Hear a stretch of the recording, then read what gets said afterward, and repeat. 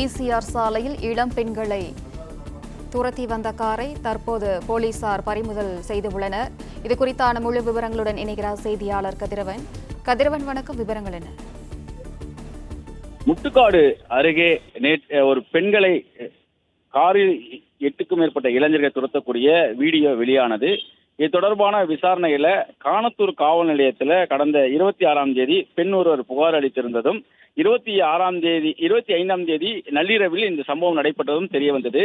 தனது குழந்தை மற்றும் குடும்பத்தாருடன் அந்த பெண் முட்டுக்காடு பகுதியில் காத்திருந்த போது இளைஞர்கள் 2 கார்களில் வந்த இளைஞர்கள் அந்த பெண்களை பின்தொடர்ந்து அச்சுறுத்தியதும் 8 கிலோமீட்டர் தூரம் வரை அவர்கள் விரட்டி சென்று குடியிருப்புக்கே சென்று அவர்களை மிரட்டியதும் தெரிய வந்திருக்கிறது. குறிப்பா ஒரு சஃபாரி கார் மற்றும் தார் கார் என 2 கார்களில் இந்த இளைஞர்கள் 8க்கும் மேற்பட்ட இளைஞர்கள் அவர்கள் விரட்டியதும் தெரிய வந்தது.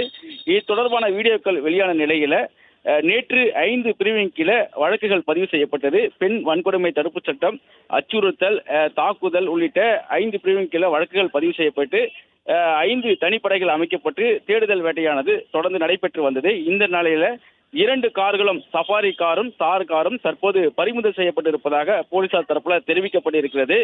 ஆனால் இன்னும் அந்த இளைஞர்கள் கைது செய்யப்படவில்லை என்றும் அவர்களை தேடும் பணி தொடர்ந்து நடைபெற்று வருவதாகவும் தெரிவிக்கப்பட்டிருந்தது.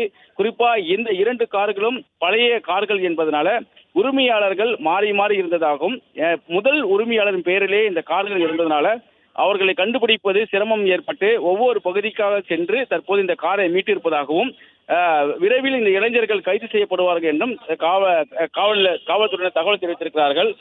குறிப்பா அந்த உத்தண்டி சாலையில் இருக்கக்கூடிய சிசிடிவி காட்சி, அதே போல டோல்கேட் இருக்கக்கூடிய சிசிடிவி காட்சிகள், அவர்கள் பயன்படுத்திய அந்த ஃபாஸ்டாக் பாஸ் உள்ளிட்டவற்றையும் ஆய்வு செய்து தற்போது தீவிர விசாரணைகளை நடத்தி வருவதாகவும் தற்போது 2 கார்கள் மட்டும் பறிமுதல் செய்யப்பட்டிருப்பதாகவும் இளைஞர்கள் தப்பி சென்ற நிலையில் அவர் தேடும் பணியில் ஈடுபட்டிருப்பதாகவும் காவல்துறை சார்பாக தெரிவிக்கப்பட்டிருக்கிறது.